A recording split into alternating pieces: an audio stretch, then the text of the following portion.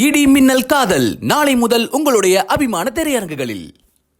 GST NEET என காங்கிரஸ் பெற்ற பிள்ளைக்கு பாஜக பாலூட்டி வளர்ப்பதாக நாம் தமிழர் கட்சியின் தலைமை ஒருங்கிணைப்பாளர் சீமான் விமர்சித்துள்ளார்.